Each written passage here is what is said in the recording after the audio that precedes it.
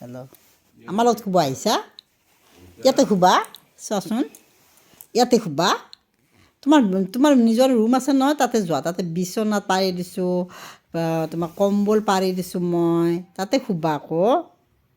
ইয়াত কিয় আহিছা হা ইয়াত শুই ভাল লাগে তোমাৰ বয়স কিমান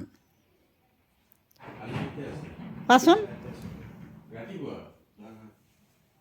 ছেপ্টেম্বৰত তোমাৰ 1 বছৰ হৈ গৈছে ন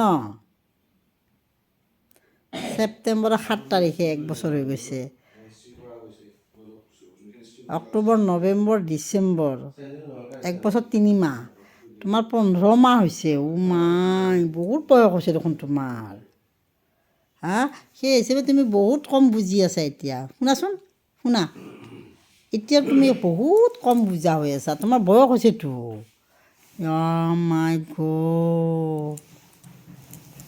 বয়স হৈছে আমাৰ বেটাৰ বহুত বয়স হৈছে এতিয়া তুমি ওলাই যোৱাচোন মই য'ত থাকোঁ তুমি তাতে থাকিব নালাগে বুজিছানে তুমি ডাঙৰ হৈছা বুজা হৈছা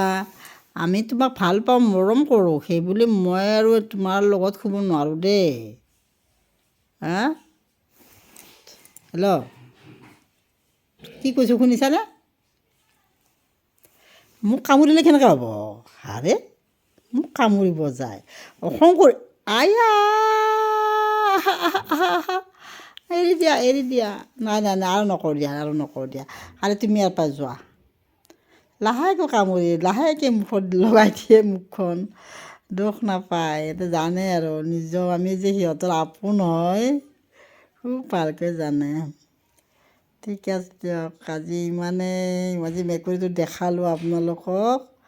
মানে আমি মেকুৰী বহুত মৰম কৰোঁ আৰু চাফাকৈ ৰাখোঁ মই চব চাইণ্টিফিক মেথড ইউজ কৰি ৰাখিছোঁ ডক্তৰৰ লগত পৰামৰ্শ কৰি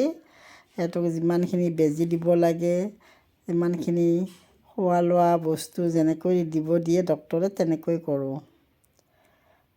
কিছুমান বস্তু নাখায় সিহঁতে অলপ এক্সট্ৰা হেৰি এটা আছে উপায় নাই আৰু আহিছোঁ আজি বাই বাই